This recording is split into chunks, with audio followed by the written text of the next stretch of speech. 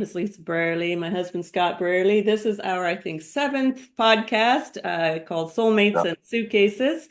And we are very fortunate to have our guest on today, Joe LaPlante. And we're excited to get to know more about you, Joe, and your experience, and I think what inspiration you can offer to our audience. So, and of course, Scott's known Joe for quite a few years. So, Joe, can you introduce yourself and Yeah. what I'm background is a little bit? yeah, absolutely. I'm Joe, and I was raised in Vancouver. I got four members in my family, and my mom and dad, of course. The upbringing, we moved into Burnaby when I was 5. Um, Picked on, bullied, all the rest of that jazz. Mainly due to my height. Like I grew to 6'1" when I was in grade 5, right? Which Wow. is Yeah, so I was 5 foot some nothing when I was in grade 4, and in grade 5 I came out as 6'1".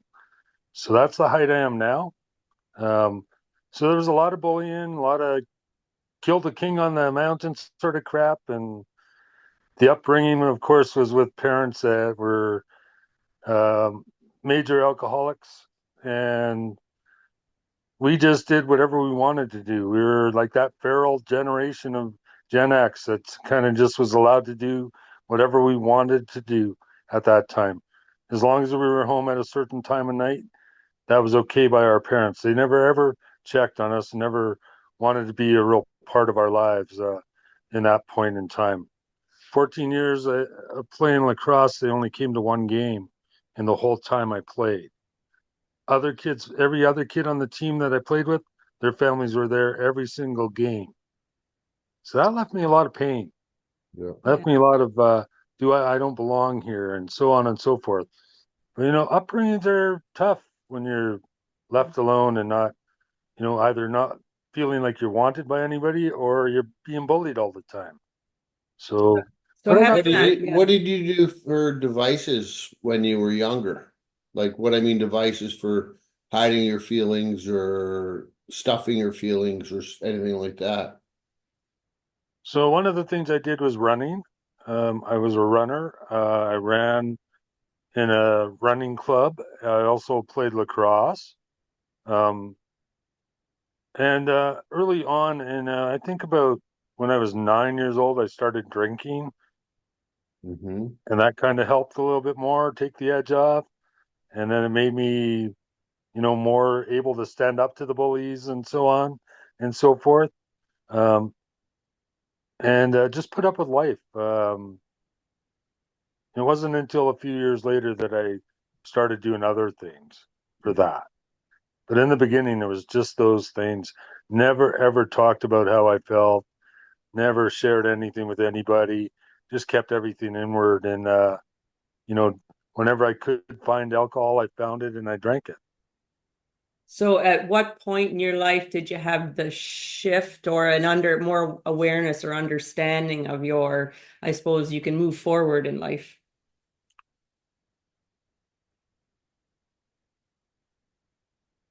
Well, that was a while. Like there's a lot of life that happened before I started to try to make any changes. I was stuck in that whole thing from, like I said, with the age of 9 until I think the first time I ever tried to make a change in that lifestyle was when I was 20. Mm. You know, I'd kept on drinking, doing whatever I could get my fingers on from the age of 14. Um, Tragedy struck and my father passed away. Um, those were real painful times and really harsh memories to live with. And so I coped with that with drugs, alcohol, and whatever else I could do. Um, and there was a lot of that happened. And when I was 20, I finally had some kind of clarity happen, and I wanted to.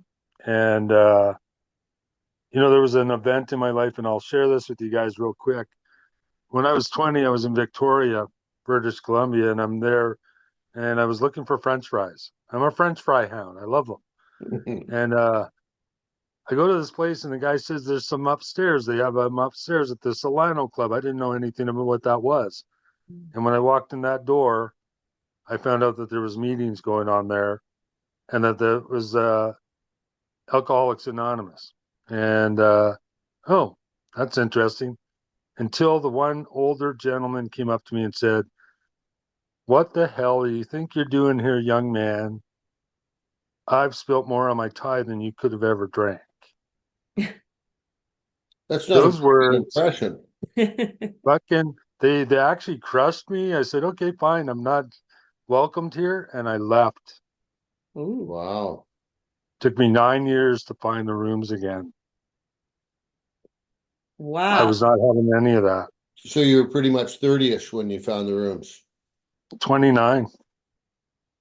And for those viewers who are unaware of what that means, can you explain the meetings, what you're talking about, and the rooms? Absolutely. Narcotics Anonymous and Alcoholics Anonymous are 12-step fellowships worldwide that I absolutely love and care about and joined in 1994. They're full of addicts, full of people like me that can understand what I go through, what I've been through, and there's no judgment there whatsoever. I don't get bullied there. People don't tell me I don't belong there. They actually tell me to keep coming back. Mm. So you've been clean since 1994 or off drugs and alcohol since 1994? Since December 2nd, 1994, What kind I've of been big happy to use. what kind of big changes have happened that you support or don't support in the field of alcoholism addiction or SUDS or however they call it today? One of the biggest movements that I have seen in my lifetime are other countries and our involvement with other countries, opening them up to the rights to have addicts practice recovery. That was a big stigma in certain countries like Iran. I'll use Iran as the biggest example, because in 2005, that country was under death penalty for addicts Wow. until 2005, right? And then a bunch of people from the area that I got clean in and a bunch of people from California got together and had some major people come into our lives and were able to change their government's mind and allow them to open it up, right? They've Yeah. now done that with Canada, they've done that with the Philippines, Mongolia, and so on and so forth. And it keeps on building more and more. Wherever we find out that people are under persecution for this, we will fight that to tooth and nail so that Wow. we can get that opened up. And that's changed a lot of lives. For instance, in Iran alone, there are now in Iran, Iraq, and that territory, there are now from one single meeting in 2005, there are over 33,000 meetings Wow. there. So it goes to show So you, yeah, that you can make changes, ripple effects around the world. absolutely. So the changes in my own life are very simplified. Um, when I stopped, I got help for what I needed to get help for, mentally and physically, and so on. There was a lot of physicality that happened Mm. that was wrong. Wow. Back was out of whack, certain malnutrition, that sort of thing. I was white as a ghost when I got there, 135 pounds, soaking wet, that sort of thing. Mhm. So yeah, I was very undernourished and so on. And that's all changed because now I don't miss a meal. I Mm. don't have to. And It, yeah. today, just I mean, not on top of Narcotics Anonymous, you work in the recovery industry, do you not? I do. And what does Yeah. that look like? Yeah. What does that look like? So let's go back to the beginning in 2005 because that's when I started this thing called the Outcast, and it was Outcast outreach for people that have overdosed in the downtown east side Vancouver. I started there, built a little group together, and we went out and scourged around all the different back alleys and listened for people yelling help and so on and so forth. And we were there with Narcan kits, administering Narcan the right way and teaching people how to do it the right way. Mm-hmm. And then from there, I got involved with several startup recovery centers in the years. Micklad is one of them in Powell River that we're kind of proud of. It's now gone on to taking care of Together We Can Recovery Center is now taken it over and bought it out. Um, but also, when I moved from Vancouver after 17 years of doing what I was doing there, I moved over to Vancouver Island where I currently live. I worked at a place called Nomina Recovery Center, which is a huge psychological center, actually. They deal more with the psychological aspect of trauma Mm-hmm. and that sort of thing rather than the addiction side of it. And so they were instrumental in getting me to the island, putting me to work for several months. They sold out. I went to work for the next guy that came in, the same location, which is a beautiful place up on a mountain called Forbidden Plateau. Real serene place, amazing. Um, and so the Healing Institute is now there, and I worked for them for a few months and then cut ties with them and then went back into working on the streets again. And now I'm currently working towards setting up some kind of recovery center here in Courtenay. Mm. Nice. And that'll be my center, not setting it up for someone else. Yeah. Nice. So that's a huge change, a huge difference. We're going to help hopefully a lot of people through that. But it's a lot of work. It's a lot of stuff on the side, right? Yeah. So for you, what would you say was the big turning point of growth, like emotional, mental, or spiritual, or physical, that that moment when you knew you could actually do this? Mm. So one of the first things that I did through the 12 steps was, they always said do them one time straight up. Mm-hmm. So I gave that a shot. And the turning point was when I was actually able to make amends to people in step 9 and just own my own part, not their part, not anything they did, and forgiving people that had harmed me in that same way. Mm-hmm. So that was the turning point because now I had some serenity.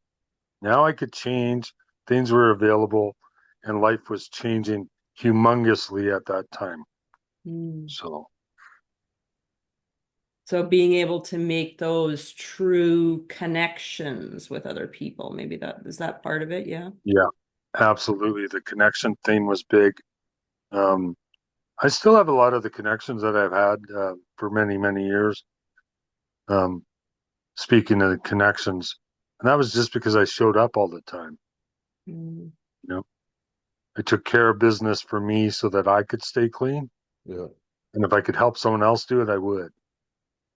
But it became my way of life. That's the truth, right? Mm. What is your perception on the new harm-based recovery? So my thing about harm-based recovery is it's allowing the only thing that harm reduction really does is it takes away the crime element Uh-huh. for a lot of things like house crime, car crime. It gets reduced because now that addict gets free supply. They don't have to commit crimes to buy it. Mm-hmm. And so it really does work that way. As per the person, it also gives them an opportunity to be connected to society again in a way that they never ever would have thought of. Now they're not dealing with a dealer, they're dealing with a nurse at a center, a government employee, possibly, Mm-hmm. and someone like myself that'll take them and say, hey, you know, here's an opportunity if you want it, if you ever want it, here it is. I can offer you some recovery center, or I can get you into detox, or I can facilitate anything you need to help you get off the streets. So now they're connected in ways they never ever thought they would, dealing with a drug dealer, because a drug dealer will never do that for you. No. So No, that's the key. that's for sure. Now, for myself, Joe, I am not familiar with the AA, even all the steps and everything else involved. As I kind of watch Scott go through his journey and his growth and all that sort of thing, is is outside help, like outside of the AA world, really expressed a lot during recovery time, or is it really this is the place where you get your help, is in that sort of world where you are? A lot of us are stressing the fact that we have a lot of major traumas in our lives that the steps and or people in the rooms do understand, but Yeah. we are not the right people. We are not professionals, and we can't help you with that. So you do, and lots of people are getting extra help and helping with psychologists and so on and so forth. Mm. Doctors, even, because now there's not just doctors, there's addiction doctors now, right? Whereas those weren't a thing 10, 15 years ago, right?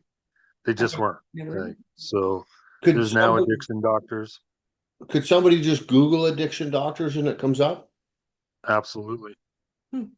Awesome. There are several now, and there's a bunch of people that came out in since 1996, I believe, when Rob was the first doctor of addictions in Canada, who was also an alumni member of the house that Scott and I went to, who then moved after his time on, moved over to Victoria, BC, and took his doctoral in addictions there because it was the only place that was offering it at the time anywhere in Canada. Mhm. Since then, there's been many, many, many, many people that have taken that course and are now officially addictions doctors. Hmm.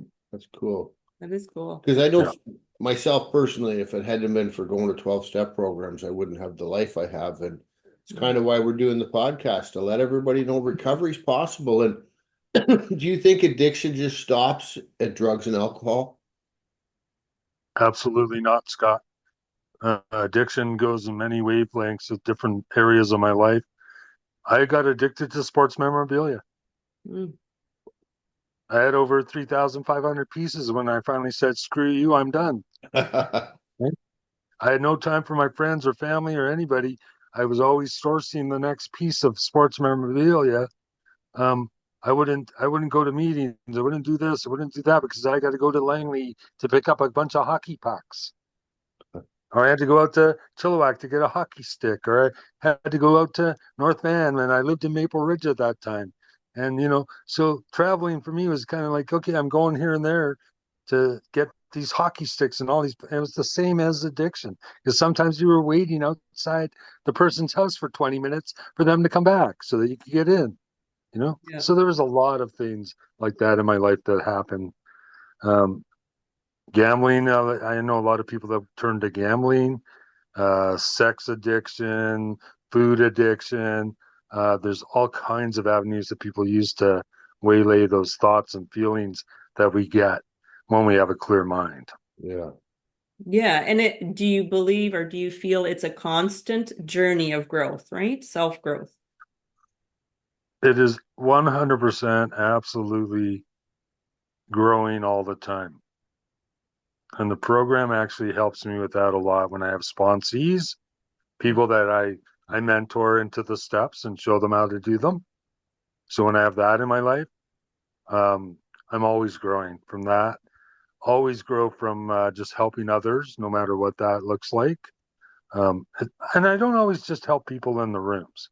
I help a hell of a lot of people off the streets and on the streets and other people that may not have their stuff together. All of that stuff pertains to me growing just a little bit more each time. Mhm. So So if you were to have a guy sitting on this computer right now that was really struggling with addiction, what would your first, and I'm not even just saying addiction and drug addiction or alcoholism, what would you say would be the first thing you would recommend them to do? Or would it be different depending if they were a sex addict or a drug addict or A shopping a addict. shopping addict? yeah. So one of the first things I do is I give them my phone number, Mm-hmm. get them to call me, and we'll have that conversation. Okay. Mm. That way I can talk to them personally and give them whatever advice I need to. Usually it's, where do you think you need the help the most? if you're a drug addict, do you need to detox? Do you need this or that? Or if you're even thinking about it, how can I help you in that way? So it usually starts with me introducing myself and then offering them my phone number. If they call me, they call me, and then we get on with it from there. Yeah, because one of the biggest steps is just making that step. Absolutely. Yeah, And it forms one thing for them. They're now having a connection. yeah. And Connection is the biggest fight. exactly. And they're investing in themselves. That's a big thing right there. Yeah. Yeah, absolutely. And obviously, it takes a tremendous amount of courage to reach out and ask for help. Because I know when I was coming in, the trust factor for people was pretty Mhm. small, and it's like, can I trust these people, or will I have any fun? And actually, that's a great topic. How much? Think back. Did you think you were going to have the life you have today? Absolutely not. I thought it was going to suck. Hmm. I really did. I didn't think I was going to amount to anything because I really wasn't much when I first got in the rooms. Yeah. Yeah, I had a job. I had a few things, I had a few things going on in the background of the using days, and they were still available when I got clean, but I didn't take advantage of them. So when I got here, I wanted to change everything. And part of that meant I had to find new work and new things. And yeah, eventually I did, and people started taking me to different things and dancing and events and different things and so on and so forth. And it started to become fun. And we started to learn some new different things that I never ever thought I'd be involved with. Never thought I could build you a house, but I could, you know. I learned all of that um, since I've been clean, you know. Yeah. Never thought I'd have a restaurant. I had a restaurant for many years. Scott's tasted my food. It wasn't bad, was it? It's delicious. Yeah. Yeah, So, you never know what opportunities kind of lie ahead until you start to make those decisions, little or big, Right. whatever they are. Yeah. I never ever thought I'd invest $1,000 with six other guys or five other guys and go and save lives on the downtown east side. Because Mm. that's what we had to pay for our own Narcan kits back in those days. They weren't free like they are today, Wow. right? So they made them available and free now. But, the problem's still there.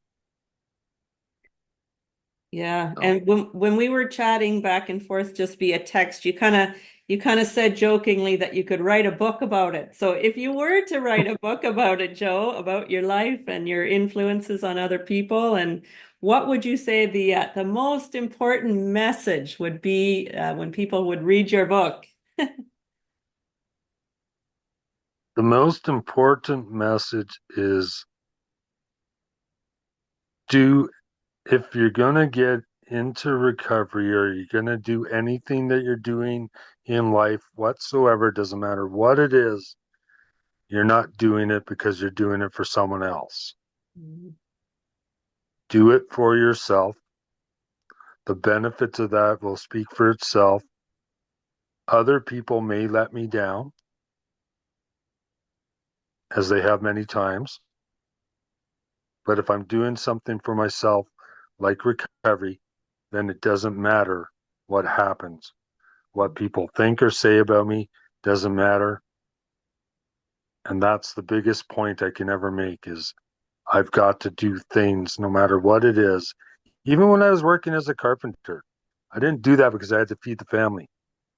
I did that because I wanted to learn a new thing. mhm. So I did it for myself. When I opened the restaurant, I didn't want to open the restaurant to feed my family. I wanted to open it up because I never had a restaurant, but I always wanted one. So I was doing it for myself, Mm. right?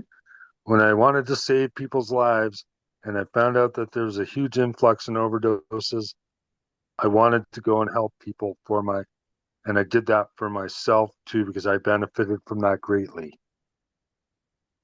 Mm. So Nice. that's the Beautiful. biggest thing. Love that. Yeah, when you are fulfilling your passion every day, all the other parts of your life fall into place a little easier. Yep.